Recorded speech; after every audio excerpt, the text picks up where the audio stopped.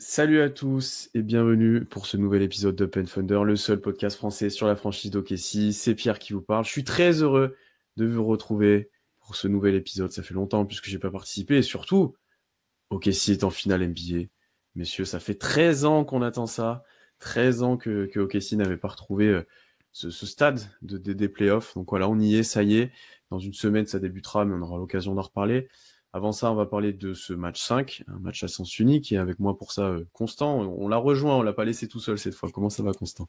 Ouais, c'est bien. C'est effectivement, j'ai débriefé le match 4 tout seul, et puis quand faut parler de la qualification en finale, tout le monde revient, là, ça y est, là, c'est les Avengers dans le portail, là, c'est Endgame, là. Non, mais ça va très bien, content de la qualification en finale NBA. C'était les 9 ans en plus hier, jour pour jour, du Game 6 clé, donc ça fait une petite symbolique, effectivement, la boucle est bouclée, la plaie est totalement refermée, mais oui, effectivement, content d'être qualifié en finale, même si je suis un peu dans le même état d'esprit que les joueurs. 4 de plus, ce serait quand même sacrément bien. Ouais, ils étaient quand même contents, mais il y avait quand même cet esprit-là. Ouais, Dane Note l'a dit aussi. Il y a quand même ça derrière. Mm. Et avec nous, Tom, comment ça va, Tom? Bon, ça va, ça va. On est effectivement sorti de notre boîte après avoir laissé Constant tout seul au match 4. Bravo d'ailleurs, hein, Constant, pour ce podcast, que 48 minutes tout seul, c'était c'est une Ça, belle performance pour le coup. ça s'appelle faire un match de LeBron James en playoff avec les Caps. 48 minutes tout seul. C'est ça, Des grandes années, exactement. ouais, c'est ça. Je suis pas la balle. LeBron 2018. Mais ouais, très content d'être là. Contrairement à ce que dit Constant, c'est juste qu'il y a un jour férié au moment où on enregistre, donc il y a plus de dispo. Effectivement, c'est plus facile. Mais ouais, très content. Et effectivement, très content d'être en finale parce que je vous cache pas que mon premier match que j'ai vu de ma vie, c'était un match de finale 2012 et je m'en rappelle pas trop. Donc je vais enfin vivre une finale vraiment en tant que fan, en ayant supporté l'équipe toute la saison. Et oui, très content d'avoir gagné ces finales de conf, mais il y a 4 autres matchs à remporter. Quand on voit le discours de Shai Gilgeous-Alexander sur son MVP des finales, je l'ai pas vu exploser de joie non plus, hein. Il est conscient qu'il y a encore, il y a encore du chemin, mais c'est très bien déjà d'avoir rejoint les finales et d'être sorti de l'Ouest. Donc très content en tout cas. Mm. On pourra en reparler, mais oui, c'est déjà une saison accomplie pour l'instant, peut-être la meilleure de l'histoire d'OKC, maintenant qu'on est qualifié en finale, déjà. Et maintenant, pour l'accomplissement ultime, il faut aller chercher le titre. On en Voilà, reparlera prochainement. La saison soit réussie, bon, Ouais, mais bon, c'est la meilleure encore pour une l'instant de série. l'histoire je pense que c'est la meilleure de l'histoire d'OKC, on pourra en reparler. Bon, mais juste avec cette qualification-là, plus la saison régulière, plus les trophées, on est potentiellement sur la meilleure, voire certainement. Mais c'est pas le sujet, on va revenir sur ce match 5. Un match 5 décevant, j'ai envie de dire. Oui et non, Non. parce que OKC Très n'a pas content. déçu, mais il y avait qu'une équipe sur le terrain hier pendant très longtemps. En gros, Minnesota a mené 3-0 après un 3 points de Randle, et puis après, c'était rideau. Un 11-0 qui suit, un deuxième run en fin de premier quart-temps, et il y avait déjà plus 15 à la fin du premier, et puis au deuxième, ça a encore plus se déroulé pour un plus 33 à la mi-temps. Oui. Et plus gros écart de l'histoire de la franchise d'OKC en playoff, si je me trompe pas. Donc Sur une mi-temps, ouais. sur une mi-temps. Un nouveau record pour la franchise. Et puis les Wolves n'ont jamais réagi, su réagir, n'ont jamais eu de solution, n'ont jamais eu d'adresse, n'ont jamais eu tout ce que vous voulez pour essayer de contester cette domination totale d'OKC sur la première mi-temps. Voilà, donc deuxième mi-temps un peu sans trop d'intérêt, à part voilà, que les minutes passent, voir du garbage time, etc. et voir Randle mettre quelques paniers pour soigner ses stats. Petite crotte au cul quand même au troisième quart-temps, je vais pas vous Ouais, mentir. ouais. Un petit parce que je crois il y a un moment ils doivent enchaîner genre un 18-5 où ils commencent à mettre de la zone. Je suis en mode, les gars, s'il vous plaît. Tu vois, après, ils reviennent à 22 points, quoi. Enfin, Oui, Ouais, voilà, il y avait une mais marche. tu vois, Non, mais- il passe de 37 à 22, tu vois. À 37, je suis en mode bon, tranquille, à 22, je suis en mode bon, il reste quand même un peu de temps. Même la foule, elle applaudit à un moment en disant, allez, les gars, on se remet un peu allez, de temps. ouais, mais tu sentais en fait que bon, ça avait un peu arrêté de jouer, mais on en reparlera, mais ça avait un peu arrêté de jouer. Tu sentais que même les Wolves scoraient, mais ils étaient pas non plus en mode couteau entre les dents, on donne tout, voilà, quitte à mourir, mais on va tout donner, c'était pas non plus, voilà. Et effectivement, tu as eu un peu d'encouragement, quelques paniers qu'on refait basculer dans une dynamique positive, on y reviendra peut-être de Dort, etc. Mais voilà, plutôt serein. Le première chose qu'on va parler avant de cette première mi-temps et de la série, c'est d'abord les émotions. Et voilà, on est enfin en finale NBA après un match maîtrisé. Voilà, comment on est là au lendemain de ce jour-là, Constant? On est content, on est content. Après, on n'est pas non plus extatique, mais on est content. T'as fait le boulot, j'ai envie de dire. T'as fait le boulot. Moi, j'en avais parlé au moment du débrief du Game 4. Tu as dit sur le match 5, fallait pas que tu te laisses envahir par l'événement. Bon, force est de constater que tu t'es pas du tout laissé envahir par l'événement. C'est plus Minnesota qui s'est laissé envahir par l'événement. Ok, si, semblait être prêt. Hein, de toute façon, on en parlera, je pense. Mais le premier carton de Shai Gilgeous-Alexander, c'est le premier carton parfait. Vu le contexte, c'est exactement l'approche qu'il faut avoir. Et son premier carton est absolument parfait. Puis voilà, c'est une raclée, quoi. C'est l'accomplissement. En tout cas, c'est tu prends tous les points qu'on a pu évoquer durant les 4 matchs de la série, durant la preview, tu les compiles dans ce match 5 et tu as le résultat qui est le score final, quoi. C'est une raclée où Minnesota arrive plus à scorer, où Minnesota arrive plus à ne pas perdre un ballon, où l'attaque d'OKC se balade un petit peu comme elle veut à partir du moment où elle arrive à trouver du jeu de transition. Donc non, dans la globalité, c'est content la qualification pour ces finales. Pour le coup, c'est une partie de l'objectif qui est rempli. Hein. Avant ces playoffs, on n'était pas sûr du tout qu'OKC allait se qualifier pour les finales. Tu sors de l'Ouest en 12 victoires, 4 défaites, 8-1 à domicile. La seule défaite que tu perds à la maison, c'est le game winner d'Aaron Gordon que tu gagnes dans 95% des cas. Non, c'est solide. C'est solide. Ouais. Carrément, ouais, c'est très bien. Et bah, de toute façon, Casey a récité son basket, on va en parler dans ce podcast, pardon, mais il n'y a pas eu de match. Et oui, d'entrée, tu as senti que le Thunder était. Tu as l'impression qu'ils ont appris de la série contre Denver encore, mais des close-out games où, tu vois, le match 5 à domicile a été quand même bon, tu vois, de la part d'Okessi, c'était un match serré contre Denver. Tu t'es raté à Denver au match 6, mais match 7, tu leur as roulé dessus. Et là, tu as un nouveau close-out game encore à domicile comme le game 7 contre Denver, et là aussi tu roules sur ton adversaire en mettant directement la bonne intensité d'entrée. Tu as dit, Constant, on va en parler du premier carton de Shai Gilgeous-Alexander qui est royal, franchement, excellent. Il y a rien à dire, honnêtement. Après la perf d'Haliburton au match 4 contre New York, il y a une bonne réponse de Shai derrière quand même. Mais ouais, non, très content parce que même si OKC a quand même fait respecter son statut, parce que c'était quand même le favori de l'Ouest avant les playoffs, mais il fallait le faire pour le coup. Et moi, j'avoue qu'avant la série contre Minnesota, j'étais un poil plus frileux qu'avant la série contre Denver, parce que la série contre Denver, justement, m'avait un peu refroidi, où je me suis dit, attention, Minnesota peut t'embêter. OKC a remis l'église au centre du village, et hormis le Game 3, où t'étais pas là, mais sinon, les 4 autres matchs, ils sont clairement dominés, même si le match 4 est serré au final, mais OKC a clairement été la meilleure équipe, et là, sur ce match 5, ça symbolise tout ça, c'est que vraiment, t'as roulé sur ton adversaire, et vraiment, dès le premier run, tu vois qu'il y a eu un écart d'intensité entre les deux équipes et ça s'est jamais vraiment arrêté au fil du match pour le coup.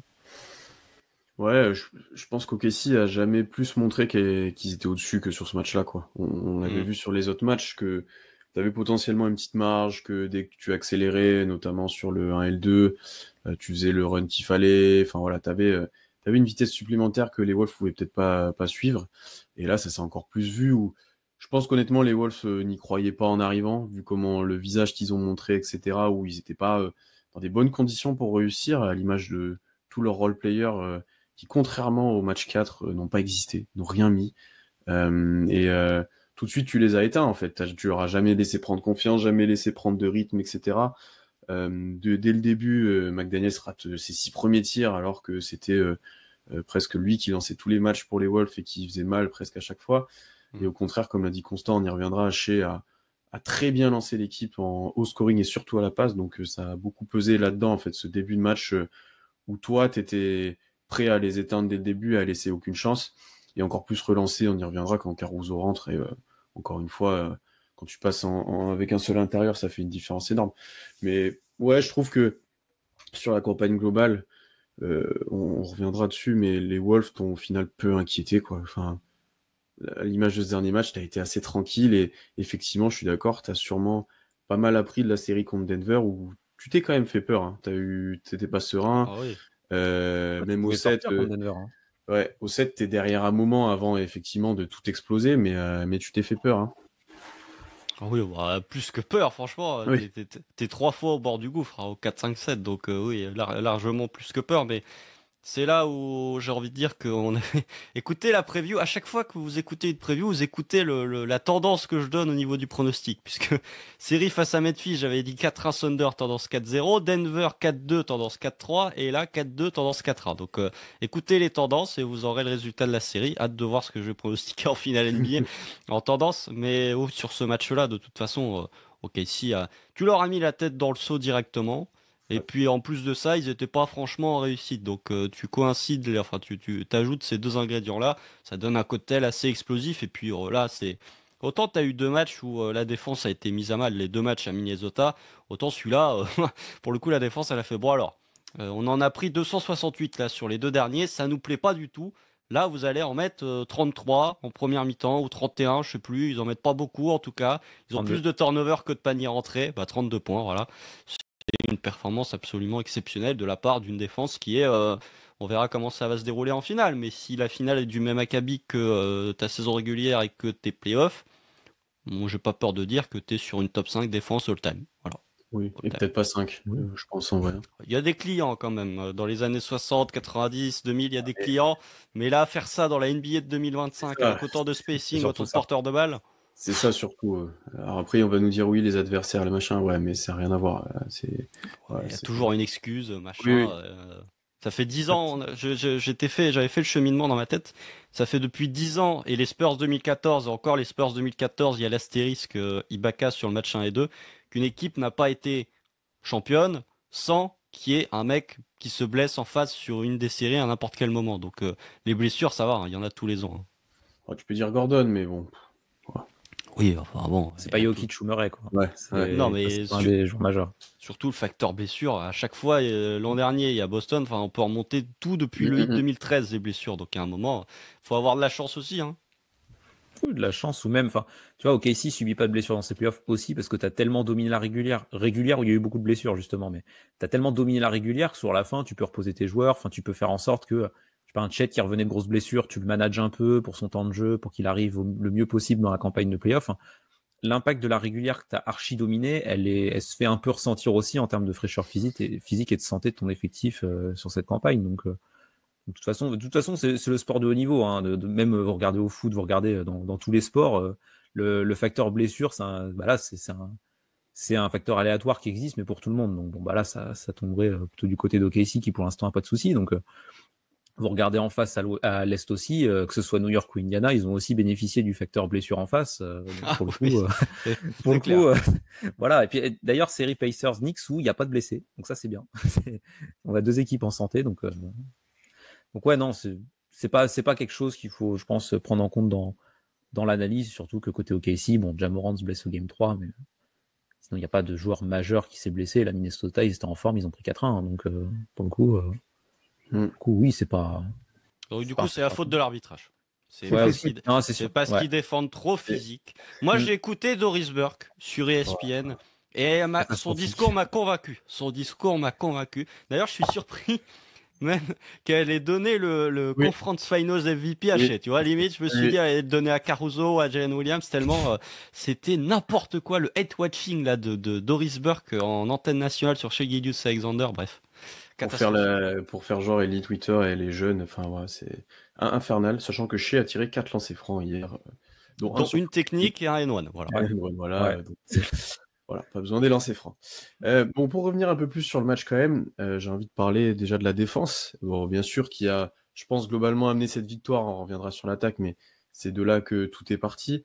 Et en fait, moi, ce qui m'a le plus marqué, et c'est pour ça que je vous ai dit, on n'aura peut-être pas grand-chose à dire, c'est que j'ai l'impression qu'OKC n'a pas forcément changé quelque chose par rapport au dernier match. On a très bien coupé de la balle au début Edwards, Randle, etc. On a un peu annihilé ça, etc. On a été agressif sur Porter, un peu agressif sur les démarquages, en tout cas pour ces joueurs-là. Mais sauf qu'à la différence du 3 et du 4, c'est que Alexander Walker, McDaniels, etc., ils n'ont rien mis. Rien du tout. Donc tous les tirs que tu as laissés ouverts et qui faisaient vivre un peu les Wolves depuis un peu tous les matchs, là, quand tu les mets pas, il n'y a plus rien qui se passe, en fait. Plus en plus des Wolves, effectivement, qui étaient, je sais pas prêts à jouer, qui ont perdu la balle un nombre de fois incalculable, des fois tout seul, des fois par peur, des fois par maladresse, des fois, enfin, voilà. Je trouve qu'en fait, ouais, t'as même pas changé quelque chose, quoi. C'est vraiment eux qui n'ont pas répondu à ce que tu as proposé, au final. Et en plus, t'as excessivement bien fermé le cercle, encore sur ce match-là. À part à Edwards sur quelques drives, t'as très bien fermé le cercle. En fait, voilà, il n'y a même pas d'adaptation. Tu as été dominant en restant dans ta stratégie de base et ton identité, quoi. Mais en mettant le volume à 12 sur 10 au niveau des pertes de balles, quoi. Oui, C'est vraiment, c'est là Belle au pour le max. coup. Voilà, tu pouvais pas faire mieux. Hein. Avec Caruso, quand il rentre là, tu t'es déjà à 10, 9 sur 10, 10 sur 10 avant lui, et quand il rentre, tu passes à 15 ou à 20 à sur 10. 17. Bon, Ah bah, non. Non, mais franchement, il y avait quand même la sensation de revoir le Game 7 face à Denver all over Ouais. again, quoi. T'as des trucs où t'as des séquences où c'est panier, perte de balle, panier en transition, puis reperte de balle derrière. Enfin, t'as un moment où Nasrid, il perd la balle parce qu'il doit sentir le crâne chauve de Caruso qui arrive derrière lui. Il fait, oula, je vais me dribbler dessus, je vais perdre la balle.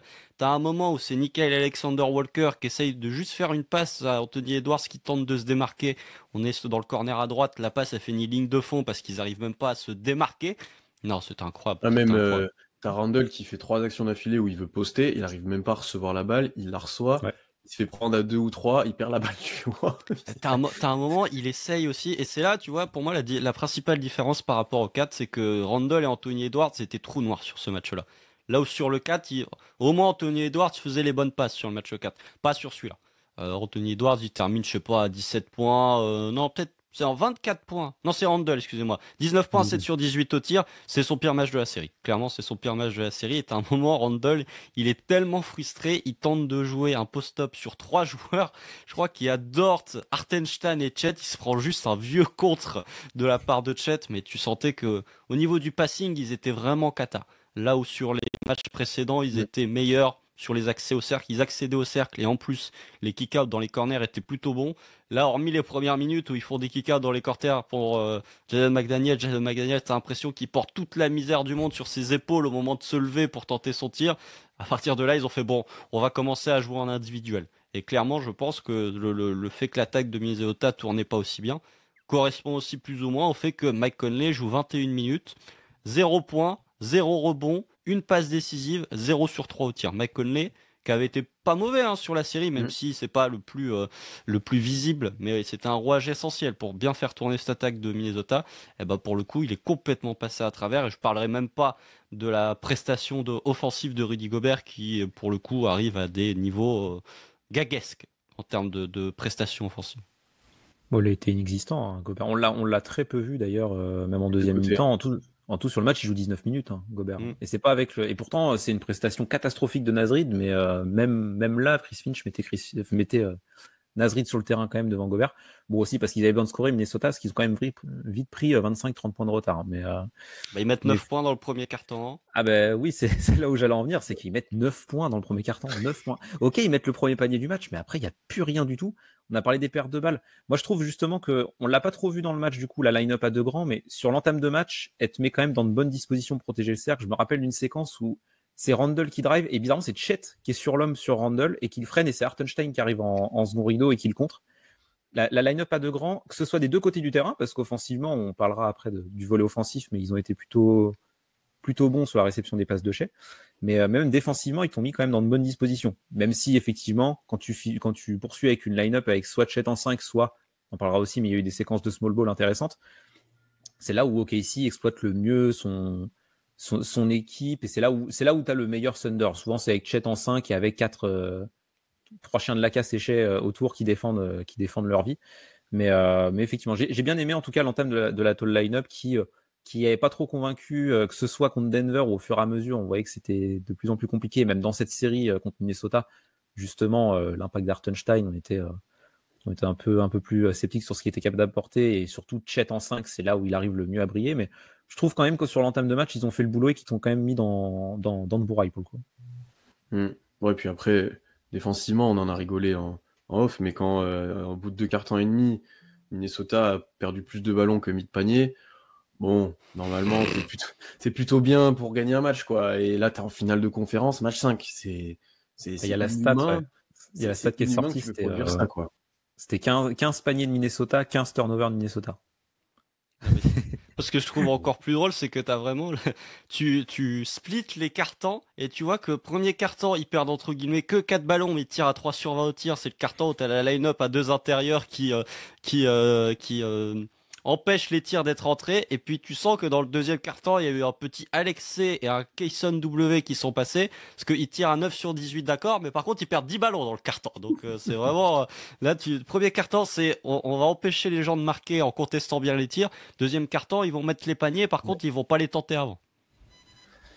Oui, c'est un peu les deux versions, hein, mais qu'on a discuté longtemps. Alors, tu as toujours de l'agressivité quand tu as les deux grands, mais tu en as moins que quand tu passes en small ball ou en ultra small ball avec Kenrich, qu'on a retrouvé un peu sur cette fin de série, même s'il n'a pas énormément joué non plus, mais qui aurait été un petit facteur X sur la fin de cette série, donc il a mentionné. Mais quand tu as ce niveau défensif de base, en fait, tu te mets déjà tellement de bonnes dispositions que si l'équipe en face n'est pas prête à faire les efforts, n'est pas prête à mettre son jeu en place, appliquer, etc. Parce que des fois, c'est du manque d'application ou de la panique, ou voilà. Hein.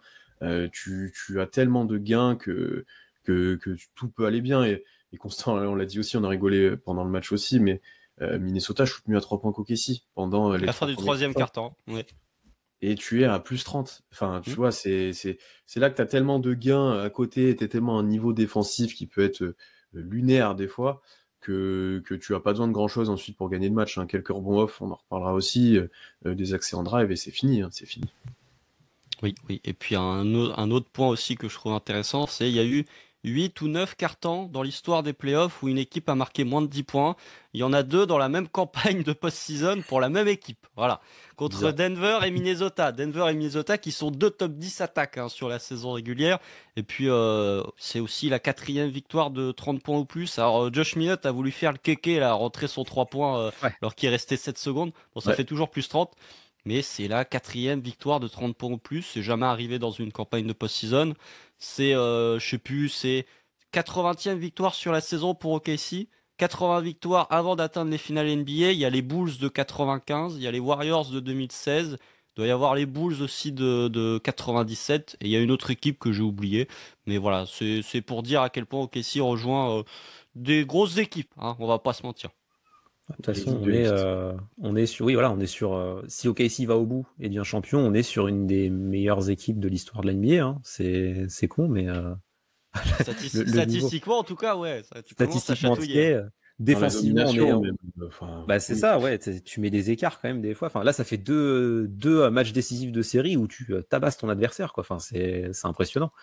Et on est, comme on l'a dit en début de podcast, sur une des meilleures défenses qu'on ait vues aussi. De l'histoire de la NBA, franchement, de ce qui est produit. Et du coup, petit SO aux gens qui n'ont peut-être pas du coup regardé les playoffs, parce qu'ils s'intéressent peut-être plus au basket, mais qui nous disent que le basket de maintenant, c'est que des 3 points. Ok, ici, c'est quand même une équipe un peu claquée à 3 points, et ça montre bien que c'est très pas... claqué, très claqué. Voilà, on n'est pas sur l'équipe la plus à droite du monde, et pourtant, c'est une équipe qui met des roustes à tout le monde et qui perd que 4 matchs pour l'instant sur toute la campagne à l'ouest. Donc... Que c'est des 3 points et que ça défend pas. Bon, bah, regardez. Voilà. Okay, bon, bah, non, mais voilà, Thunder. Ce qui est bien, c'est que c'est les mêmes personnes qui te disent que ça ne défend pas en NBA vont venir se plaindre quand il y a une équipe comme OKC qui joue avec de la physicalité. Où ça te dit, oui, maintenant tu peux plus défendre. Maintenant, quand tu défends de manière agressive, les gens vont te dire, ah ben non, mais c'est trop physique, j'aime pas. Donc, les gens sont jamais, il y a une partie des gens qui sont jamais contents. Donc, j'ai envie de dire, tant pis. Mais effectivement, seul moment où OKC a été à droite, c'est quand Isaiah Joe, il a fait, il y a plus 35, je peux prendre mes tirs à 3 points sans pression. Je vais tout mettre. Il a pris un coup de chaud. 11 points en 3 minutes. 11 points en 3 minutes, Joe. Dort après, c'est différent. C'était le moment où tu devais les repousser. Fallait les rentrer quand même. Hein. Il fallait les rentrer. Il y en a qui sont très bien, sur des très bons moments, des moments importants. Donc non, c'est un peu différent. Joe, c'est vraiment, allez, j'enfonce le couteau dans la plaie, quoi. C'est le match 2 à Denver, quoi. Joe, il rentre ses 3 points quand il y a plus 30 en playoff. Ouais. C'est en dessous où c'est dur. C'est dur. C'est même plus le couteau dans la plaie, là. C'est le mec est mort déjà. Il a en une, quoi. C'est le calice jusqu'à la ligne. Ah ouais. On va parler attaque peut-être un petit peu. Bon, il y aura bien sûr l'attaque de transition que OKC aura bien sûr beaucoup eu grâce à ses provocations de turnover, etc. Bien entendu. Mais je trouve que dès le début, tu t'es mis dans les mêmes dispositions pour le coup qu'au 4 où tu as été bon offensivement. Hein, tu as réussi à répondre à chaque run un peu des Wolves, mais sans forcément d'adresse à 3 points, mais en ayant des drives très faciles. Ou alors tu te les ai rendus faciles. En tout cas, j'ai rarement vu chez mettre autant de lay-up ouverts sur jeu placé depuis très longtemps. parce que tu as eu du bon jeu sur écran, de bonnes anticipations où les Wolves anticipaient d'un côté, ils partaient de l'autre, etc. Et puis dès le début de match, il a très bien sanctionné les aides ou un Gobert qui montait un peu sur lui à mi-distance au début et sur des alley-oops. Et à la fin, Gobert montait du coup moins pour garder un peu de distance et Shea a pu un peu plus sanctionner. Donc je trouve que là encore, on s'est bien adapté au fil des matchs à comment défendre les Wolves et sans forcément s'appuyer sur du tir extérieur, comment trouver des tirs sous le cercle. Même J-Dub, au fil de la série, bon, le 4 est immense de J-Dub, mais même là, à part les premiers tirs qu'il loupe, il se trouve des bons tirs, il va au cercle, il y a des cuts, il y a plein de choses. Ouais, on a été très pertinent, je trouve. Voilà, c'est le mot sur cette attaque-là. Oui, premier carton, c'était alors Hartenstein et Chet. Préparez-vous à recevoir la balle, il y a un lob qui va pas tarder. Normalement, c'était un peu le truc, quoi. Mais de toute façon, la stat OKC tire à 20 sur 24 au cercle. Ça fait 83% d'efficacité. Correct. C'est correct, sachant que bon, Minnesota, c'est quand même pas une petite équipe pour protéger le cercle. Bon, il y a beaucoup de paniers en transition, ça aide bien à augmenter ton pourcentage de réussite au cercle. Mais non, mais t'as été parfait offensivement. Même si t'as pas mis dedans à 3 points, ça t'a un peu pénalisé au moment où ils envoient leur vieille zone, là, la zone du dimanche. Là, j'en peux plus de voir des zones. Voilà, moi c'est. Ah, mais il n'y a que ça contre OKC, il y a que ça qui peut marcher. Hein. En finale, ça va arriver aussi. Hein. Pour Indiana, je sais pas, va demander à Indiana de défendre une zone sans vouloir manquer de respect à la défense d'Indiana, mais c'est pas la défense de Denver, c'est pas la défense de Minnesota. Pas le niveau.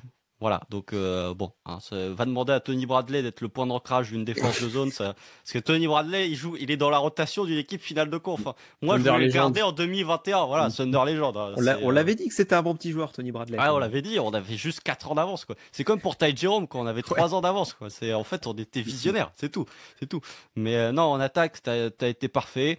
Chez Gilgeous Alexander a été parfait dans le premier carton au niveau du play. De toute façon, on parle on en parlera après, je pense, de manière plus longue, mais le playmaking de Shai Gilgeous-Alexander, j'ai l'impression qu'il y a un avant et un après Denver, quoi. Ou un avant et un après milieu de série face à Denver.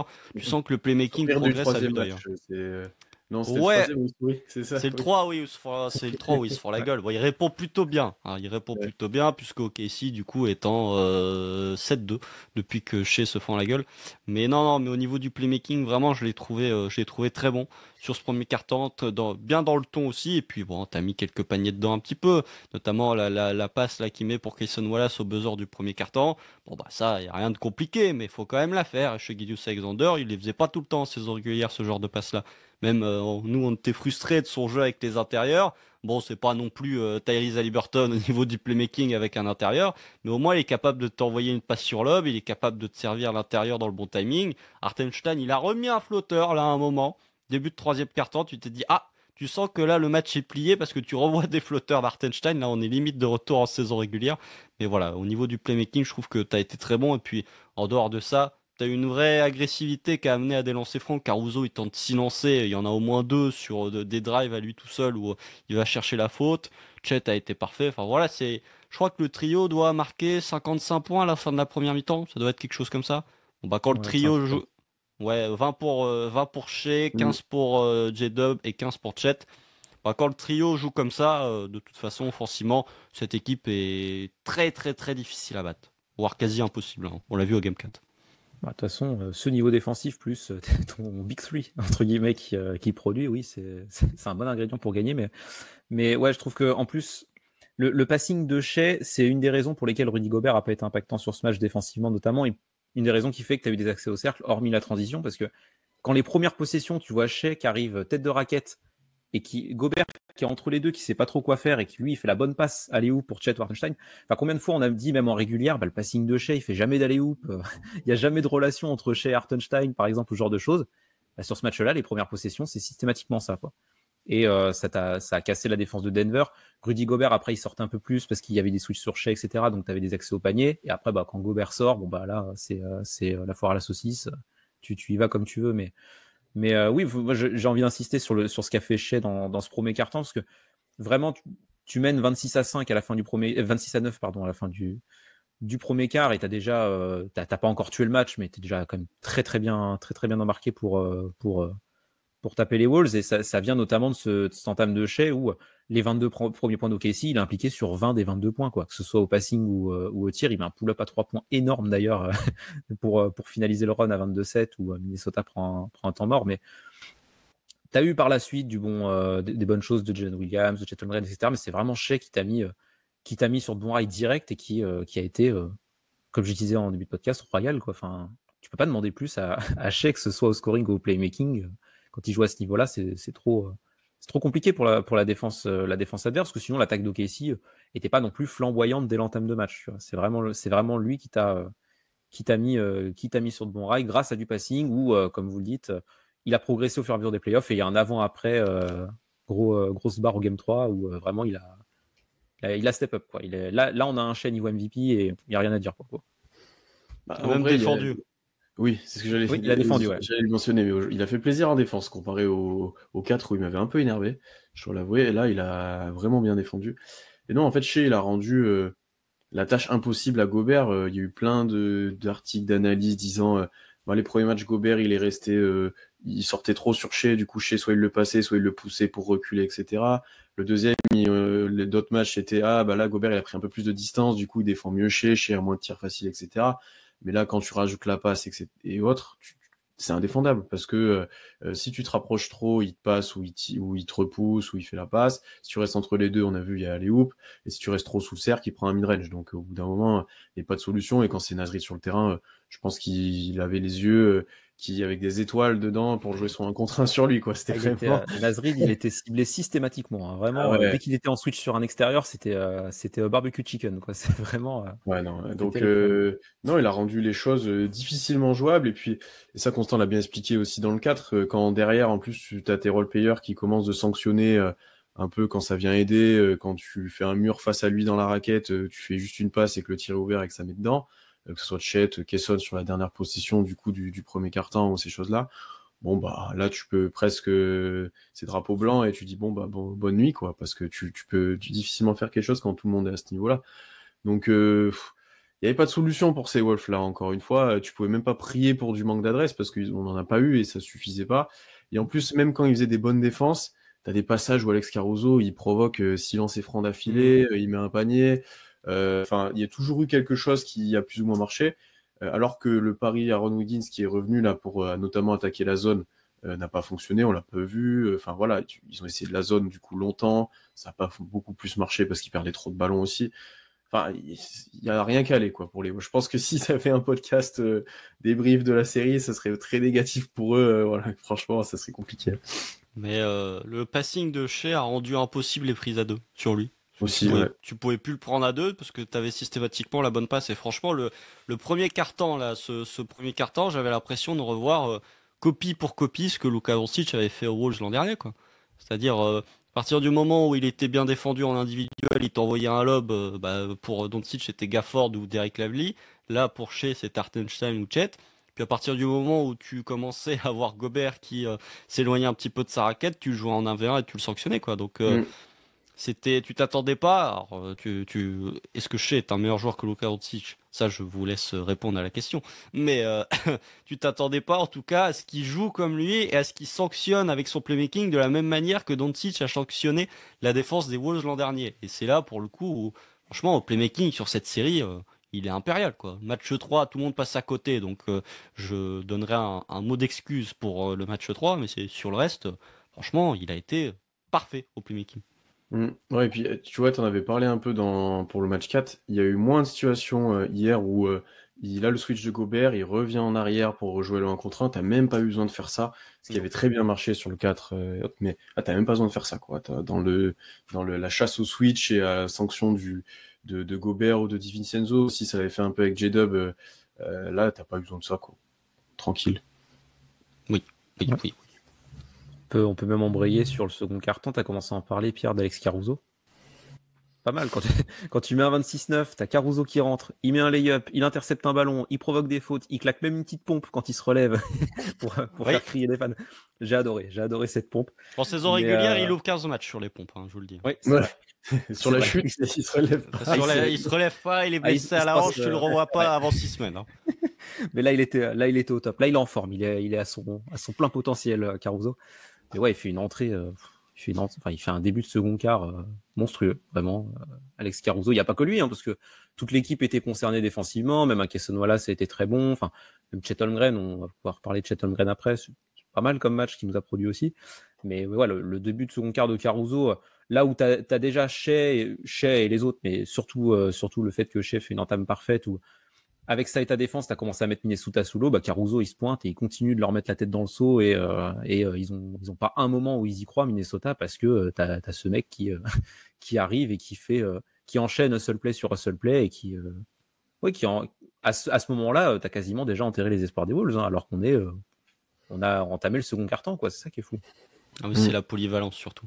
Ouais. C'est la polyvalence, c'est parce que là, pour le coup, en attaque, enfin en défense, t'as plein de très bons défenseurs du côté d'OKC, mais t'en as aucun qui est aussi polyvalent qu'Alex Caruso. C'est Alex Caruso, il est partout sur le parquet, quoi. Et il te défend tous les types de profils. Un coup, il va te défendre Randle, un coup, il va te défendre Anthony Edwards. Enfin, la défense d'OKC, c'est Anthony Edwards en conférence de presse qui a dit c'était 15 marionnettes tirées sur un même fil, pour dire que tu défendais de manière collective. La métaphore est bien, hein, pour le coup. Ouais. Il est peut-être meilleur en conf de presse que sur certains matchs de la série, Anthony Edwards. Mais bon, ça c'est autre chose. Non, en vrai, je suis méchant. Mais non, mais Caruso, il défend. Et sur ce match-là, ESPN, à un moment, ils font une séquence isolée Ouais. sur lui, où tu vois, il fait tout le terrain tout seul. Vas-y, je te défends sur Randle. Ouais. Puis après, j'essaye de faire le close-out sur Nickel Alexander-Walker parce que c'est Lou Dort, je crois, qui communique pas bien et qui fait pas le close-out au bon moment. Enfin, Caruso, il est partout. Et à un moment, on peut aussi rendre hommage à Caruso qui, sur cette campagne de post-season, vaut 80 millions par saison et non pas 80 millions sur 4 ans. Mais quand tu vois que les meilleures défenses récentes d'équipes vraiment compétitives, t'as quoi? T'as les Lakers dans la bulle et t'as OKC cette année, quoi. T'as Boston un peu l'an dernier, mais tu pouvais pas vraiment comparer avec ce qu'ils ont eu avec la cascade de blessés en face. Tu vois que dans les deux cas, t'as Caruso, quoi. Et Caruso, c'est un des extérieurs qui impacte le plus une défense ever, ou en tout cas depuis un sacré paquet de temps. C'est-à-dire que sa polyvalence te le rend presque aussi valuable qu'un protecteur de cercle, alors que c'est un extérieur. Parce qu'il peut tout faire. Il peut défendre sur tous les profils, il est partout sur le parquet, il y a une intensité folle. Donc oui, je trouve que, tu vois, c'était un petit peu ce qui manquait entre guillemets au OKC l'an dernier, c'est que t'as cette espèce de feu follet là qui est capable de te retourner une attaque en l'espace de quelques possessions, quoi. Trade positif, hein, Guidi Caruso, du coup. Ça va. Je me demande où C'est bon. serait OKC si Caruso était pas arrivé, hein. Si t'avais gardé Josh Giddey en sortie de banc, t'aurais peut-être pas Bah, passé Denver, hein. Demi de conf. Oui. Franchement, Ouais. sans déconner, vu la série déjà qu'il fait contre Denver, oui. Bah, Le déjà, Game 7 qu'il fait sur le Game Jokic. 7, le Game 7, déjà, Tom, je le dis, c'est scandaleux que tu l'aies pas mis MVP dans le récap. Je l'ai Oui, déjà alors, dit, mais je le répète, parce que je suis désolé, c'est lui qui fait tout basculer. Donc, déjà, au moins, si Caruso est pas là, tu sais que ta saison, elle s'arrête au Game 7 face à Denver. je l'ai pas mis MVP en laissant parler la conversation. Hein. C'est la majorité qui a Non, décidé. non, t'as décidé tout seul. Non, je suis pas le seul. Mais, En plus, mais en j'étais tout cas, au oui. LT. Je n'ai même pas eu le droit de faire mon petit récap là où j'aurais mis Caruso. Voilà, le peuple a été privé de ça. Non, après, oui, Caruso, il fait une campagne de playoff. Enfin, il sera jamais deep boy parce qu'il pourra jamais tenir ce rythme défensif sur une saison en faisant plus de 65 matchs. Mais par contre, Ouais, il a pas besoin. comme Il tu- peut être un peu moins bon. Il est quand même All NBA First Team. Hein. Oui, mais faut Enfin, qu'il joue les matchs. All Team, defensive. team, ouais. Faut qu'il joue les matchs, quoi. C'est ça le il plus a- gros souci, surtout. Il l'avait dit en conf de presse qu'il savait qu'il pouvait pas défendre avec avec une telle intensité en saison régulière et qu'il se réservait un petit peu pour les playoffs. Bon, après, se réserver, faut voir l'énergie qu'il dépense quand même en saison régulière. Et surtout, au-delà de ça, oh, la personnalité du joueur, quoi. Tu sais. Ouais. À chaque action, il encourage la foule. Enfin, vraiment, le leadership de Caruso, plus sa capacité à jouer avec le public, c'est vraiment un truc extrêmement valuable. Et tu sens que lui, pour le coup, il connaît le chemin. Et que le fait de connaître le chemin, ça aide potentiellement à décompresser quand il faut jouer des matchs importants ou quand la situation devient un peu tendue, quoi. Tous les matchs, Souvent, on a ouais. le champion en 2020 avec les Lakers. Déjà, à chaque fois qu'il est au lancer franc, on Mais y a le droit. Et ça parce va que ça court. ça va être champion 2020 avec les Lakers face au champion 2019 avec les Raptors pour Siakam. C'est Siakam, Caruso, les deux seuls là qui connaissent le chemin là. Et après, il y a aussi un truc, c'est que la défense d'OKC marche aussi bien en partie parce que tu as un J-Dub dans le 5 majeur, j'entends, qui, quand notamment tu joues small ball et avant l'arrivée de Caruso, faisait beaucoup de choses. Défendait le 4, défendait le cercle, défendait partout. Et en fait, quand tu as Caruso en plus, soit il te permet de remplacer cet impact-là de J-Dub, soit tu mets les deux ensemble et c'est encore pire. Tu passes à un niveau infernal. Et comme tu as dit, Constant, il a en plus, encore plus que J-Dub, qui pour autant est déjà très bon là-dedans, ce côté playmaking défensif où t'amènes tellement de chaos, on le dit souvent ça, mais là c'est indécent quoi. Randle, l'action où il se retourne à peine, il y a l'autre qui lui saute dessus pour lui prendre la balle. Enfin, tu fais une erreur, tu gères pas bien ta balle ou tu tournes le dos ou t'es pas attentif, t'es mort. Enfin, ça doit être un calvaire. En vrai, tu dois le voir rentrer. Tu viens de te taper déjà la défense d'OKC, tu vois l'autre rentrer. Je vois, fais chier quoi. Ouais. En plus, en plus de ton coach qui est un excellent coach défensif, parce que Mark Daigneault quand même quand à l'époque où OKC gagnait 20 matchs, ça défendait bien, donc là avec le personnel qu'il a, il se régale. Mais tu regardes les joueurs que tu as disponibles. Enfin, quand tu sors Chet du terrain, t'as même pas J-Dub et que tu te vas en small ball, t'as Shea qui était impliqué défensivement sur ce match. T'as Kayson, Dort, Caruso et t'as Kenrich en 5. Oh là là. Ça a été un enfer pour Minnesota, ce small ball aussi, où vraiment, t'as une équipe de fous furieux qui bondit sur chaque ballon de chaque joueur. T'as même des séquences où t'as un joueur de Minnesota tu vois que t'as un décalage qui est créé, parce que t'as un mec qui est venu en aide comme un dégénéré. La balle ressort à 3 points sur le mec. En fait, le mec a pas le temps de déclencher, parce que t'en as un autre qui arrive comme ça sur lui. Après, eux font une extra passe, t'as encore un mec qui arrive. Il y a des séquences dans ce match où vraiment Minnesota, t'as l'impression que 3 fois dans l'action, il va y avoir un tir ouvert, mais en fait non, parce que t'as un mec qui monte toujours sur le gars extérieur, et quand t'as un mec qui drive, t'as toujours 2 gars qui reviennent sur les en termes de dépense d'énergie, t'as même l'impression des fois qu'il y a 6 joueurs d'OKC sur le terrain, quoi. Kayson Wallace pour les close-out, c'est quand même quelque chose aussi. Ouais, bah ouais. C'est là où tu vois quelle équipe, même dans toute l'histoire de la NBA, quelle équipe peut faire un 5 majeur avec que des gars all defensive en dehors de KC. Et t'as 5 gars qui sont éligibles à des all defensive, ça n'a aucun sens. En plus, les profils sont tellement variés que t'as le protecteur de cercle et tout. T'en as peut-être même plus que 5, hein. Non? Bah, t'as Dort, J-Dub, Chet, Caruso et Kayson Wallace. Ouais. Il y en a qui t'auraient mis Hartenstein, hein. Et Shea a eu des votes, si tu partais. Oui, non, mais d'accord. Mais moi, je parle pas des votes, moi, je parle du niveau réel. Non, mais oui, et tu fais bien de parler de Kayson sur les close-outs, parce que c'est vrai que Dort, par exemple, il met beaucoup d'énergie sur les close-outs, mais il a tendance à se jeter un peu. Il a tendance, des fois, si le mec fait une petite pump fake avant de déclencher, Dort, souvent, il est passé. Shea aussi, champion du monde. Shea aussi, évidemment. Mais Kayson Wallace, par contre, il y a une vraie qualité il est tout le temps sur un close-out en face de son défenseur, et le mec peut jamais déclencher un tir ouvert. C'est vrai que c'est assez impressionnant. Après, il y a un truc aussi, c'est que là, notamment sur la première mi-temps, Daigneault, les rotations, il les a réduites un moment. Franchement, avant le garbage, tu tournes quasi à 7. Hein. Ouais. Kenrich joue presque pas de la première mi-temps. T'as presque que Kayson et Caruso qui rentrent en jeu assez tôt, mais tu tournes vraiment à 7, où tu mets un peu tout le monde avec tout le monde en soi, hein, mais vraiment, tu tournes presque à 7, et la line-up très petit, tu le vois pas tout de suite, et tu le vois pas beaucoup au début, en tout cas avec Kenrich en 5, donc pour le coup, là, t'en as parlé au tout début, Tom, mais le fait d'avoir des joueurs déjà jeunes qui n'ont pas beaucoup joué cette saison parce que t'as mis des blowout et t'as gagné des matchs, des économies sur les... Pas contre Denver, mais contre Minnesota, ou contre les Grizzlies, pardon, ou même sur le match d'avant où tu prends un blowout, tu les fais reposer, bah là, tu peux en profiter un petit peu, quoi. T'en as profité un petit peu. Et ça joue dans cette intensité mise. Dans un Caruso, si tu le reposes pas autant, encore une fois, toute la saison, il peut pas faire ça, on l'a déjà dit, mais c'est le cas un peu pour tout le monde, je pense. Hein. Je suis d'accord. Après, je sais pas quel est le minutage des joueurs d'OKC sur la campagne de playoff, mais il doit pas être si élevé que ça, en fait. Tu mets des raclés. Chez Gilius Alexander, le minutes per game en playoff, 36.5. Voilà. C'est du temps de jeu de saison régulière, c'est ce qu'il jouait la première année où les All-NBA First Team, la 2022-2023, c'est ce qu'il jouait en minutage. Voilà, c'est ce qu'il joue en playoff, quoi. Tu mets tellement de raclés que, franchement, c'est... Bon, après... T'as des mecs t'as des mecs où en régulière ils jouent plus que ça sur 80 matchs, des mecs coachés par Thibodeau, même Nick Nurse, des mecs comme ça, ouais, ils jouent du 38 minutes, quoi.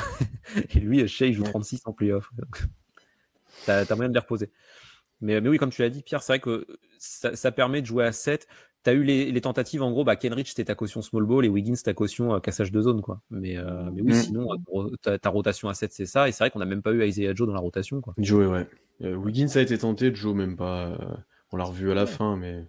Ah, mais il s'est adapté. En gros, il a sa rotation à 7 dans la tête, et après, il s'adapte à ce que met en place notre équipe pour voir les ajustements, et c'est à ça que te servent tes joueurs supplémentaires. Mais de toute façon, je sais plus dans quel épisode on en avait parlé, mais c'était à la fin de la saison, là, au moment où ça reposait tout le monde. Tu voyais déjà la rotation à 7, puisque Wiggins et Joe jouaient encore. Par contre, Wallace et Caruso étaient reposés en plus du starting 5. Donc tu pouvais déjà dessiner à l'époque ta rotation à 7. Et pour le coup, c'est complètement ça. Tu as une rotation à 7 fixe. t'as un 8-9 qui vient se greffer en fonction de la série. Ça pouvait être Jalen face à Denver, là c'était Kenrich face aux Wolves. Et puis t'en as un où, en fonction de la physionomie du match, tu fais rentrer soit Joe si t'as besoin de spacing, plus Wiggins si t'as besoin quand même de garder un peu de taille et que t'essayes de péter une zone. Enfin voilà, c'est le privilège aussi de cette équipe d'OKC que très peu d'équipes NBA à ce stade de la compétition ont pu avoir, c'est que déjà tu as une polyvalence en termes de profil qui est absolument dingue, et en plus c'est un effectif qui est tellement deep que tu peux te permettre de faire jouer un mec sur une série qui te défend super bien sur Nikola Jokic pour plus le revoir sur la série d'après. Puis t'en as un que tu vois plus sur une série, enfin sur la série face à Denver, tu le fous au game 1 d'une finale de conférence, il te fait basculer la deuxième mi-temps quasiment à lui tout seul. Donc ouais, cet effectif d'OKC, il faut en profiter, entre guillemets, parce que cette année, il est absolument incroyable. Il est deep comme c'est pas permis. L'an prochain, il sera encore. Dans 2 ans, quand tu auras des soucis d'argent, ce sera peut-être plus la même. Donc, effectivement, il faut profiter de cet effectif qui est dingue. Même AJ Mitchell, on en avait parlé, il n'était pas catastrophique sur le match 3. Là, il joue juste un peu de garbage. Enfin, voilà, c'est une profondeur qui est irréelle en termes d'effectifs. Profites-en bien, Clay Bennett, là, qui était très content à la remise de trophée finale de conf, parce que dans 2 ans, tu vas casquer, mon pote. Hein. Ouais, mais Ça va justement, coûter cher, hein. j'ai trouvé. Alors, ça m'énerve toujours, c'est les proprios. Dans n'importe quel sport aux États-Unis, c'est toujours aux proprios qu'on met le trophée. Clay Bennett, il a eu cette Ouais. humilité de très vite donner le trophée aux joueurs et Il l'a pas même pas de touché, discours, rien du tout. Si, il a touché quand même. Ouais, il a fait. Allez, tiens. Il Et il a- avait le il avait t-shirt. la Et en plus, il avait le t-shirt. Ouais, il Ouais. avait le t-shirt. Mais tu vois, je Donc, trouve que là où certains proprios, enfin gouverneurs, parce que maintenant ça s'appelle des gouverneurs, font des grandes interviews, des grands discours qui durent 4 plombes, lui au moins a eu l'humilité de très vite se mettre en retrait, de le donner aux joueurs et de se barrer, quoi. Alors que, enfin, lui, pas bon pour ses décisions ou autres, pour l'argent qu'il met, mais Presti et Degnault sont majeurs dans cette réussite-là actuelle. Hein. Je pense que, Oui. enfin, Ah, voilà, l'image de Presti qui se met à côté de Shea, là où les deux ils se prennent entre les bras. Là c'est le moment où là, l'émotion, là, rien que d'en parler, là, ça monte un peu, là, effectivement, non, mais ça monte un peu. à tout moment, Presti, il a une statue devant la nouvelle salle, quoi. Enfin, il y a un moment où c'est lui, Ah quoi. bon. Enfin, Degnault ça, avec la casquette de travers, les serviettes, là où ça commence à lui mettre, là, où il dit qu'ils sont tous idiots. Ouais, en vrai, ouais, c'était. c'est tous des abrutis, là. Et après, en conférence de presse, il dit, non, mais j'ai vraiment pas envie d'arrêter de coacher cette équipe, hein, vraiment. Ouais, Ouais, mais en c'est même temps, émouvant. Oui, tu sens que ça vit bien, hein. Tu sens que ça, c'est une. De toute façon, de l'extérieur, Oklahoma City, c'est une organisation qui est souvent louée, tu vois, pour même les anciens joueurs le disent. Franchement, ouais, OKC, c'est vraiment une organisation top, tu sais, en termes de professionnalisme. Les joueurs souvent sont bien là-bas. Enfin voilà, et ça part effectivement de tout en haut, quoi. Alors Clay Bennett, je sais pas à quel point il a un impact là-dessus, mais Sam Presti, oui. Je sais pas si on fera encore des podcasts à Weird Thunder quand Sam Presti prendra sa retraite, quand il faudra faire une rétrospective de la carrière de Sam Presti en tant que GM, mais c'est vrai que pour l'instant, c'est du sacré taf, quoi. Il manque que le titre. Celle qui est sortie sur l'argent de Kurt Thomas absorbé ou et qui finit en le Ouais, trade ouais, de Paul connu, George. ça. Ouais, non, mais là, je me souvenais plus qu'il y avait jusqu'à le truc de Kurt Thomas. Si, C'est la quand même trade exceptionnel. exception, la trade exception qui devient ça, C'est- mais de toute façon, s'il y a une finale au KC Indiana, c'est le Paul Georgico, hein. Parce que Ouais. c'est deux équipes qui ont récupéré leurs meilleurs joueurs grâce à un trade de Paul George. Donc, C'est exceptionnel, ça. Est-ce qu'il y aura le retour du podcast de Paul George, du coup, pour l'occasion? je sais pas. On Moi, la verra. question que je me pose, c'est est-ce que Nikola Topic a le droit à quelque chose? Parce qu'il y a la photo, ils ont fait la photo de groupe et je vois Topic derrière. Je me dis, le bouc, il est en finale Je- NBA, il a jamais joué une seule seconde, quoi. Je sais pas si c'est. Avant, il fallait que tu sois rentré en playoff pour avoir Oui. le Ouais, titre. parce que je sais que Avery Bradley, époque Covid, il avait pas eu le titre de champion, justement. Ouais, Parce ou même, qu'il tu sais, est- il est pas venu. il y a ou deux Français, je sais plus lesquels, qui avaient eu un titre en jouant très peu, ou au contraire, qui n'en avaient pas eu à cause de ça. Et est-ce que maintenant, une fois que tu es considéré dans le roster, tu l'as? Après, ça serait con parce qu'il y a des two-way qui ont plus joué que lui et Qui ont ont plus le peut-être droit pas de le jouer, truc du coup, ouais, et qui Ouais. ont plus le droit de jouer, mais qui, pour le coup, auraient pu jouer. Du coup, Mm. je sais pas. Mais ouais, franchement, enfin, tu vois sur la cérémonie de remise de trophée, tout le monde est concentré, mais le fait que Clay Bennett donne le trophée à tout le monde, chez Gilgeous Alexander, à peine il a son trophée, là, il le fait toucher à tout le monde, en particulier à Kenrich. Enfin voilà, il y a quand même un certain altruisme de la part de la franchise que je trouve très sympa. Et puis un dernier truc quand même, c'est que même à plus 35, les mecs défendent comme des chiens fous. C'est abusé. T'as un moment, Minnesota, ils envoient le garbage time où c'est Rob Billingham. Putain, j'avais de la peine pour eux. Les mecs, ils continuaient à jouer comme des morts de faim. Genre, Jelly, il te fait des interceptions plein centre. T'es en mode, oh, c'est bon, les gars, relâchez-vous. Et ça se retranscrit aussi dans l'état d'esprit de Sam Presti, parce qu'il y a un moment, je crois qu'il y a une faute un peu bancale qui est sifflée où il y a plus 30. T'as Sam Presti qui est filmé. Alors déjà, il doit avoir un de ses assistants qui est avec les bouchons Oui. d'oreilles tellement la salle faisait du bruit. Et tu vois Sam Presti qui regarde le replay et qui fait d'un air dégoûtant en disant qu'il n'y a pas faute. C'est-à-dire Mais que même lui, à plus 30, il lâche pas le truc, quoi. je sais pas si c'est il avait la flemme d'être filmé aussi. Je le vois un peu comme ça. Tu vois, genre, vas-y. Bah, Il peut je me sais mettre pas. encore à l'écran, je m'en fous, quoi. Tu vois. Non, je pense que c'est juste le Enfin, flux c'était le ESPN. Hein. call. Ah, peut-être. Ouais, c'était le call. Et par contre, un truc sur les écrans géants que j'ai vu qui est très drôle, qu'a fait le Paycom Center, c'est que à chaque fois qu'il y avait un coup de sifflet qui était sifflé, il mettait la tronche de Greenfield sur l'écran géant. Donc du coup, quand il levait la tête pour voir le replay, il voyait juste sa tronche. Et je trouve ça extrêmement drôle. Ouais, Chris Finch qui a fait une série. Ouais. Chris Finch, quoi. Bah, Ouais, peu d'adaptation, quoi. Enfin, Ouais. Après, il a de une ralage. il a un bon plan A, mais c'est vrai que le niveau adaptation, souvent. Le plan A, c'est on met les 3 points. Et Ouais. après, quand on met plus les 3 points, oh là, c'est compliqué Oula. là. Et puis, Bah, on retente des c'est l'arbitrage. C'est l'arbitrage. Ouais, j'ai envie de conclure peut-être sur cette série en parlant de J-Dub et Chet quand même. Parce qu'on a parlé salaire, on a parlé pas mal de choses. Je trouve que là, clairement, depuis, allez, même le 7 contre Denver, mais sur cette série, c'est la première fois où déjà je vois autant parler d'un Big Free, parce qu'avant, c'était pas forcément le cas, hein, même de tout le monde, pas que de nous, hein, mais de tout le monde. Même un one-two punch, c'était pas ça. Déjà, c'était pas ça. Et là, c'est vrai que sur cette série-là, moi, je crois qu'en preview, j'avais dit J-Dub, il doit être deuxième meilleur joueur de la série, largement. Bon, bah, en fait, on avait aussi le troisième avec Chet, et enfin, allez, ça dépend où tu mets Edwards. Mais j'avais dit qu'il devait être le troisième meilleur joueur de la série, J-Dub, pardon. Ouais, Et je crois après, que t'avais dit ça, ouais. et en gros, il y avait Edwards Shea, et après, c'était lui. Bon, on est pas loin de ça, voire même, tu peux considérer qu'il est au-dessus d'Edwards, hein, vu les performances. Donc, Franchement, je trouve qu'ils ont passé un step encore, et Shea l'a dit lui aussi depuis plusieurs jours et plusieurs matchs là en interview. Tu sens une nouvelle, je sais pas si c'est sérénité, de nouvelles compétences, tu l'as dit aussi Constant dans le 4, de nouvelles. Il y a quelque chose qui s'est débloqué aussi pour eux, j'ai l'impression là. bah, la c'est série là contre Denver. Hein. La série, c'est con, mais la série contre Denver, t'as l'impression quoi, il y a. le 7. Ouais, Ouais. le 7, t'as le coup de tampon, on a battu un gros et on s'en est sorti dans une situation très compliquée. Et t'as l'impression quoi, ils ont pris une confiance en eux. Enfin, ils ont pris un autre niveau en termes de confiance en eux. Et, peut-être c'est ce match 7 où ils se sont dit, ouais, en fait, on est une équipe de niveau champion NBA, on va le faire, quoi. Et ouais, c'est vrai que cette série contre Minnesota, J-Dub et Chet, bah, à part le match 3, mais où tout le monde passe à côté, mais Oui. sinon, les 4 matchs que tu gagnes, ils sont hyper importants dans les 4 matchs, quoi.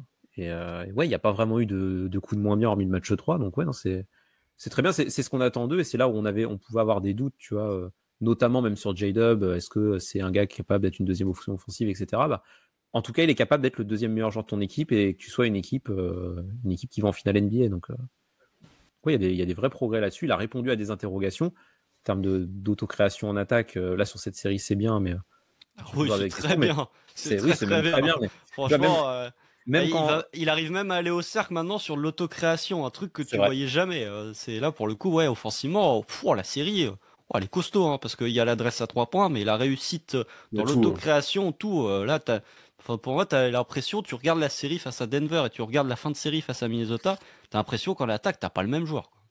Ouais. Mais tu vois, dans la série contre Denver, même quand tu vois, sur la fin de série, même quand il mettait pas ses tirs, tu vois que rien qu'avec son impact défensif et ce qu'il est capable de produire comme ça, ouais, il est fondamental dans la réussite d'OKC. Bon, là, contre Minnesota, on a eu la totale, mais ouais, non, c'est très bien. Bah, du coup, ça nous rend peut-être encore plus serein pour la finale NBA, entre guillemets, de dire que t'as des lieutenants à ce niveau-là, quoi. Puis j'ai surtout l'impression que J-Dub, quand t'as eu besoin, ou quand t'as besoin par principe, parce que je sais pas là, et ben là, il a répondu présent presque à chaque fois, quoi.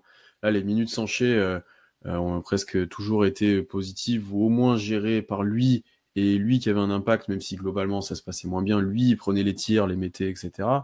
Hier encore, c'est la même chose, hein. Même sans Shea, tu mets des runs, enfin voilà. C'est surtout ça, en fait. Il a toujours répondu présent et de différentes façons. Des fois, ça a été défensivement, des fois, ça a été dans du spot-up, des fois, ça a été de la prise de responsabilité dans le clutch, ce qui est un step aussi au-dessus en termes en playoff. Donc, non, vraiment, c'est ça. Et puis après, pour Chet, défensivement, on n'avait pas trop de doutes, je pense, mais Là, quand offensivement, il commence de mettre un peu plus sur les pick and pop, qu'il est un peu plus dur pour les finir au cercle, un peu plus créatif aussi pour se trouver ses tirs, hein, parce qu'il y a eu des rivers, il y a eu des trucs et tout. Voilà, c'est un peu plus adapté à ça, alors que t'avais moins de gros babards, j'ai envie de dire, en face, mais t'avais des clients dans la raquette, quoi. T'avais Gobert, t'avais Reed, t'avais Randle qui pouvait te mettre des coups, etc. Donc, ouais, il y a vraiment un step de passé qui va coûter cher cet été, quoi. C'est ça le problème. Ah bah oui, l'argent va venir, mais oui, c'est vrai que niveau de Chet, tu sens que l'apprentissage playoff lui fait du bien offensivement parce que le côté agressif, on l'a vu dès le premier match de saison régulière, qu'il était hyper agressif au cercle, que c'était le truc qu'il voulait développer encore plus même que le tir, tu vois. Mais il y avait, tu vois, même sur le début de playoff, des moments où il prenait la balle un peu trop loin du panier, où du coup il perdait la balle parce que ça reposait trop sur son handle, etc. Là, sur cette série, par exemple, Chet, quand il a la balle, souvent il est, tu sais déjà qu'il va jouer à 1 contre 1 et du coup que ça va être plus dur de lui piquer la balle et ouais, il développe un skill set offensif qui commence de devenir vraiment, vraiment intéressant. Tu vois, sur ses spin moves, je sais plus sur quel match où il a mis un Eurostep aussi. Enfin, vraiment. Et le 2. Ouais, bah, le 2, ouais. Bah, je suis assez bluffé. Je m'attendais pas à ce que Chet soit capable de faire ça, même s'il y aura toujours du déchet offensivement, mais c'est vrai que c'est de plus en plus propre, quoi. Tu sens que là aussi, il apprend à vitesse grand V dans cette campagne de playoff et que il a aussi passé un cap offensivement dans son jeu, en tout cas. Ouais, puis après, ça fait quoi, un mois et demi que les playoffs ont commencé? Oui, il n'est pas carbo. Il n'est pas carbo. Et quand ça faisait que 1 mois et demi ou 2 que tu avais repris, bah ça multiplie quand même ton temps de jeu, ton temps de réhabilitation, etc. hein. Donc, et toujours, encore une fois, bien géré, parce que Chet ne joue pas énormément. Il y a eu pas mal de repos, il y a eu entre les séries, il y a eu, enfin pas là, mais entre la première et la deuxième série, il y a eu pas mal de choses, quoi. Donc ça lui profite aussi, je pense. L'influence des répétitions et de la continuité au niveau des matchs joués, parce qu'effectivement quand il revient, un match il est là, l'autre match d'après il est plus là, enfin, t'as l'impression d'avoir revu le Chet du début de saison, quoi. Il est à 32 dunks, c'est le joueur qui a le plus dunké depuis le début des playoffs. C'est pas le joueur qui a joué le plus de matchs, hein, ni le plus de minutes. Donc au cercle, il écrase tout. Puis moi, j'ai envie de dire, ce que je trouve très rigolo, c'est que au match 6, après Denver, enfin au match 6 face à Denver avec Tom, on a été particulièrement critique avec J-Dub. Sur les messages privés à la première mi-temps du Game 1. Moi, j'en avais marre.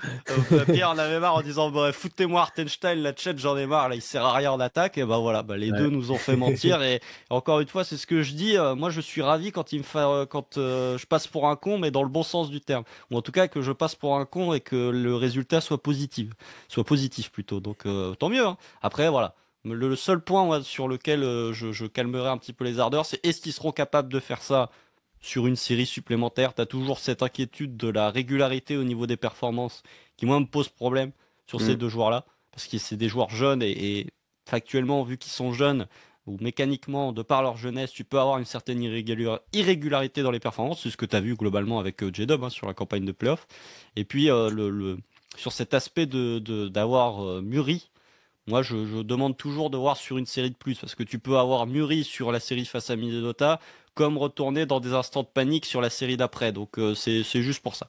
Juste pour ça, mais le point sur lequel moi je voudrais revenir très rapidement, c'est que je trouve, et que ça rejoint pour le coup cet argument de la maturité, c'est que c'est la première série des playoffs où OKC a joué comme une équipe dominante, comme l'équipe dominante qu'elle a été en saison régulière. Parce que Memphis, sur le 1 et le 2, il n'y a pas trop de débat. Sur les deux à Memphis, c'est quand même autre chose.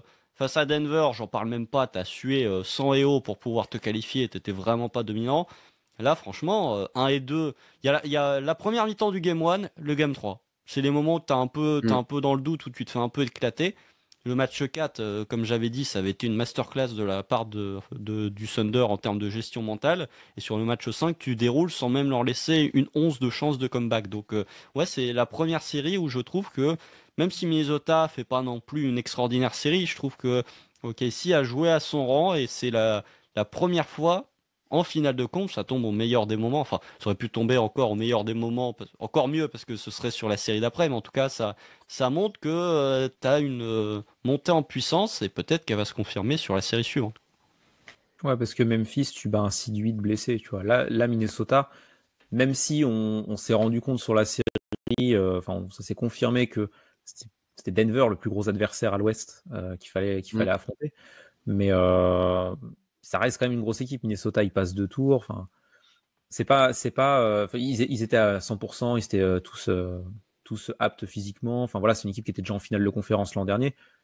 Oui, c'était peut-être pas une équipe qui avait la tête d'un champion NBA non plus, mais c'était quand même une grosse équipe à l'Ouest. Et tu vois, quand je disais au début de podcast avant la série, j'étais un poil frileux sur le pronostic, même si je mettais OKC, mais tu vois, je me disais pas on va les défoncer. Bah là pour le coup, t'enlèves le game 3 et tu l'as dit Constant la première mi-temps du game 1, sinon ouais, tu les as défoncés Minnesota. Hein. Ils ont pas vraiment existé sur cette série. Hein.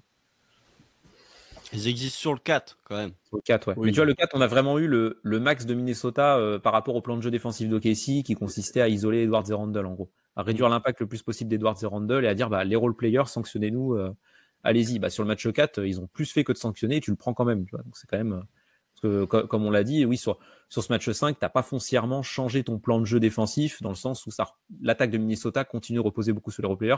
Juste là, les role players, il n'y en a pas un qui a mis un panier. Donc forcément, ça crée de l'écart assez vite. Mais... La scène était trop grande, sûrement, pour beaucoup, je pense, côté de Minnesota, j'ai envie de dire. Ça, c'est un peu trop. The lights were brighter than expected, c'est le même de Jarrett Allen. Mais oui, de toute façon, sur le match 4, on va être très honnête, quand Minnesota fait une performance comme ça, combien d'équipes sont capables de le gagner ce match? Pas beaucoup, hein. Franchement, il n'y en a pas beaucoup qui sont capables d'aller le chercher à l'extérieur comme OKC est allé le gagner tout en maîtrise, quoi.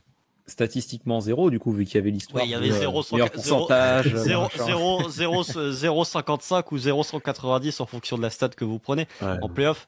Mais oui, c'est une série de la maturité. C'est une série où tu as montré que tu étais un peu au-dessus. Et finalement, on avait plutôt raison avec Pierre quand on avait fait la preview de dire t'es plus confiant à l'idée de jouer Minnesota qu'à l'idée de jouer Denver, quoi.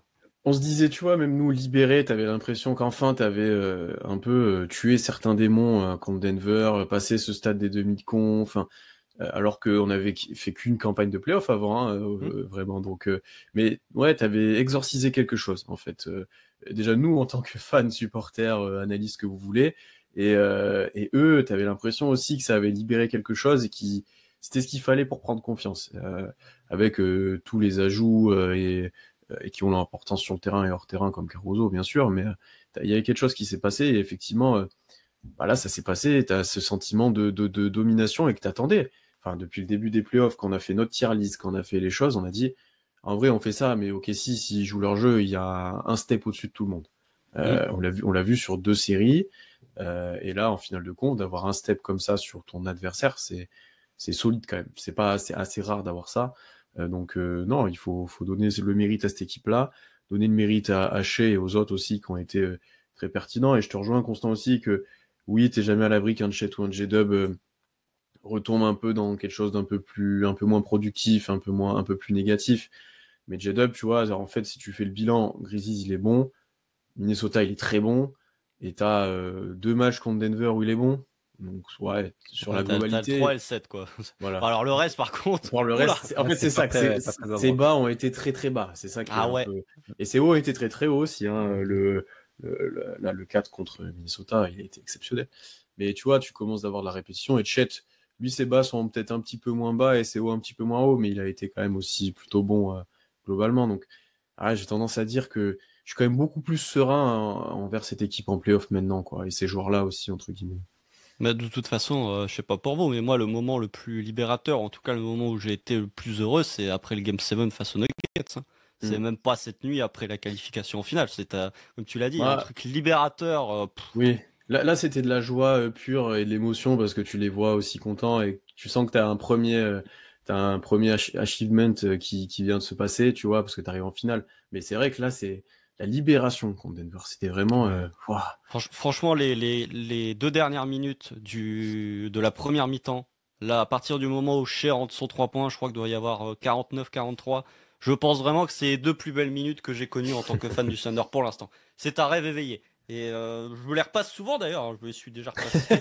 Je pense 7 ou 8 fois depuis le Game 7. Ouais, c'est ma sonnerie, quand ça sonne, je regarde. Non, mais il y a un truc. Tous les matins, c'est ma routine. Non, mais il y a un truc magique sur ces 2 dernières minutes de la première mi-temps où t'as Jokic qui perd la balle, du coup t'as des transitions, t'as les 3 points, t'as la salle qui prend feu. Enfin, vraiment, on verra sur les finales comment ça va se passer. Je pense que si OKC parvient à être champion, il y a moyen que je classe le moment où OKC soit champion un petit peu au-dessus de ce Game 7 face à Denver, mais t'es mené de 11. Enfin, vraiment, le match est fou. La série était absolument irrespirable. Là, t'étais content parce que tu savais que t'avais gagné. Dès la fin de la première mi-temps, tu savais que tu avais gagné, alors que Denver, c'est vraiment quoi, t'avais un soulagement plus qu'une joie. Bah, Et puis il y avait de la dramaturgie. Hein. Il y Ouais, avait de c'est la ça. dramaturgie, bien sûr, bien sûr. C'est T'as surtout ça aussi. une semaine avant, tu passes à pas grand chose d'être mené 3-1, donc forcément. T'avais eu des Oui. déceptions, il y avait pas mal de choses. Donc ouais, non, c'est vrai que là, on arrive à un point où on appréhende les finales, je pense, positivement. On n'est pas en mode, on a envie que ça aille au bout quand même, parce que ça serait un regret, je pense, assez éternel si. Ah oui, Ah bah, si Ah oui. si t'as Knicks ou Pacers champion et que c'est pas le Thunder, oui. Après, Oui, j'ai je pas peux envie t'assurer, de... je suis dégoûté. Hein. J'ai pas envie de sous-estimer les choses, Ah oui, mais non, faut pas les sous-estimer, OKC, quoi qu'il arrive, avant de faire la preview ou autre avec l'adversaire, mais sera archi favori Oui, il sera de cette série-là. Oui. J'ai pas les cotes à Vegas, mais ça doit être archi Bah, on favori. n'a pas la finale. Ouais, mais même là, pour le le titre, ils doivent mettre juste des cotes et ça doit être... voilà. Bah, c'est leurs cotes, on comprend rien là, c'est les cotes négatives là, on comprend rien. Je vais essayer de comment voir ça en marche. France pour que ça parle aux gens si jamais. Déjà, Bon, ça- à l'époque des finales, quand t'avais les finales de conférence où t'avais les quatre prétendants, OKC était largement le favori, tu vois, déjà à ce Ouais. moment-là, pour être le champion. Donc, Ouais, mais On est à 1. Ah oui, en France, ça fait 1,17 en cote. Ouais. Pour vous Voilà. situer. bah, C'est déjà, rien. déjà, ne misez pas parce que les paris c'est Oui, de la ça merde, sert à mais rien. si non, vous c'est pas souhaitez bien, miser, c'est pas bien. Déjà, ne- ne misez pas, et là, vous gagnerez rien. et là en plus vous gagnerez rien, donc Et vraiment. vous prenez le aucun risque de intérêt, tout quoi. perdre, donc Voilà. ça n'a vraiment aucun C'est- intérêt. Et puis surtout, pourquoi OKC est largement favori parce qu'il y a la saison régulière, mais pourquoi OKC est largement favori? Et c'est là où j'ai envie de dire que bon, déjà une finale ça se joue pour se gagner, enfin non, une finale ça se gagne, ça se joue pas. Et puis surtout, pourquoi il y aurait des regrets éternels si tu perds en finale? C'est que tu es en 29-1 contre la conférence S Ouais, sur la putain. saison régulière, 29-2 si on compte la finale de la NBA Cup face aux Bucks. Enfin voilà, OKC a besoin, même en perdant 3 matchs sur 7, ça passe. Et puis en plus T'en as perdu 2 2 sur 31 sur la saison régulière. On va pas porter Et puis en l'œil plus, en disant ça, mais la stat est ressortie vite, ouais, quand même, en parlant de ça. Bah puis ta seule défaite hors NBA Cup, c'est un match sensationnel, peut-être le match de la saison régulière contre les Cavs, quoi. Donc Un match historique, en tout cas. C'était pas un petit match pourri, quoi. Ouais. Et puis bon, il y a aussi ça. C'est aussi pour cette raison que la série face à Denver était partie dans un truc complètement parallèle, c'est que OKC est à 8-1 à domicile, quoi. Le seul que tu perds, c'est le tir d'Aaron Gordon. Et je crois que si vous regardez l'écart enfin l'écart entre chaque match joué à domicile, c'est n'importe quoi. Je crois que t'as plus 23. Enfin, tu gagnes de 23 points. C'est l'écart moyen sur tes victoires à domicile. C'est n'importe quoi.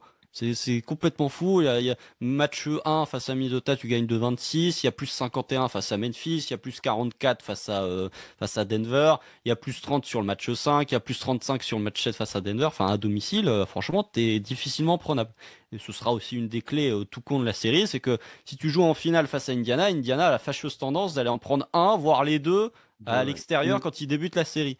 Bon, bah là, pour le coup, faudra aller chercher au Paycom Center, quoi. Et surtout, Indiana, si tu mènes de 7 ou 9 à une minute de la fin, ne te relâche pas. Danger. Attention, parce qu'ils sont confortables. Ouais. Danger. Mais tu peux leur faire le coup aussi, apparemment. Tu peux aller dans l'autre sens un peu et faire un comeback pendant la match. Et d'ailleurs, on va peut-être finir sur ça, mais ça rejoint ce que tu dis, Constant, à domicile, mais les fans au Paycom Center et l'ambiance et l'atmosphère, mon Dieu. Ils font un bruit. Et puis ça chambre gentiment, ça... Voilà, c'est bizarre, c'est qu'à la fin du Game 2, il y avait le move avec le B-word derrière, Get Out the Way. Bizarrement, on l'a pas eu sur ce match-là. C'est peut-être parce qu'il y a le B-word justement dedans et que sur l'antenne d'ESPN, ça passe pas très bien. Mais moi, je retiens quand même que peut-être que la solution miracle pour être compétitif, c'est de passer du Magic System. Ouais, mais puisque... ça fait long. Mais il y avait ça, moi ça me rappelle une certaine équipe, alors c'est pas le même sport, mais de 2018 qui passait du Magic System à chaque fois qu'il y avait un but de marqué. Donc c'est peut-être ça la solution miracle, c'est faut mettre Magic in the air, là, et puis quatrième carton, généralement c'est le moment où il y a plus 25, donc c'est vraiment pour rajouter une couche, quoi. Il l'a passé même en saison régulière, etc. Mais c'est souvent en fin de match. Et c'est un peu le symbole quand c'est fini. Mais c'est ça, nous, je pense, en tant que fan français, ça nous fait beaucoup rire. Et les Américains s'en rendent pas compte. Franchement, grosse dédicace au DJ d'OKC. Beau boulot. En plus, là, il y a eu le Black Eyed Peas à la remise des trophées. Très bon une victoire de toute façon. Très bon déçu. Et d'ailleurs, presque déçu que sur le Black Eyed Peas, ils ont pas tous crié ou sur la chanson. Je m'attendais à un truc énorme, même pas. Ils y sont foutés tous. Je dis, bon. Vraiment, dans les Celtics des années 50, là, sous Bill Russell, t'avais Red Auerbach qui s'allumait un cigare sur le banc quand il savait que le match était plié. Pour OKC, c'est tu passes Magic System en début de quatrième quart-temps, quoi. Si Presti s'allume un cigare sur le banc d'OKC au match 6 où tu gagnes, non, au match 5 et où tu gagnes 4-1, Là, il passe sur le je banc. rigole. Je rigole. Il passe sur le banc, il est toujours dans les gradins, là. Il est toujours dans son dans tunnel, le couloir, ou ouais. ouais, dans le tunnel. Là. Il est toujours fourré quelque part. Mais non, mais voilà, maintenant, on a. Merci la conférence Ouest pour les travaux. Maintenant, il reste encore 4 matchs à gagner. Ça va, OKC, on a gagné 80 sur la saison. Faudra en gagner 4 de plus. Bon, messieurs, ça a été un podcast très positif. On a quand même bien rigolé. On a dit un peu de conneries à la fin sur, sur tout ça. Mais bien sûr, parce qu'on est très content de où arrive OKC. Et ben, du coup, merci à tous pour votre soutien déjà sur ces 3 premières séries de playoffs qui a été, on va dire, exceptionnel. En termes de vues, d'abonnements, tout ce que vous voulez d'interaction. Voilà. Merci à tous ceux qui nous suivent depuis tout ça. Et puis, du coup, là, on arrive à la cerise sur le gâteau. Et même plus que ça, et c'est le moment d'aller décrocher le Graal, c'est les finales, donc c'est le moment, si vous faites pas, de vous abonner, de nous suivre partout. N'hésitez pas, on va faire un podcast preview, donc les pronos, ça sera peut-être plus à ce moment-là, mais ouais, à nous dire là comment vous vous sentez après tout ça. On a eu pas mal de gens comme nous qui se sentaient un peu libérés et très contents de retourner en finale après 13 ans. Ça fait un moment, mais pour une franchise avec une si courte histoire, au final, c'est pas tant que ça. D'arriver 2 fois en finale, c'est quand même assez exceptionnel. Et puis voilà, on attend maintenant l'adversaire d'OKC. On se retrouvera très rapidement pour la preview. Face aux Pacers. Oui, ça sent très probablement face aux Pacers, mais on attend de confirmer. Et puis voilà, profitez de vos nuits avant les finales et puis à bientôt. Salut. Salut.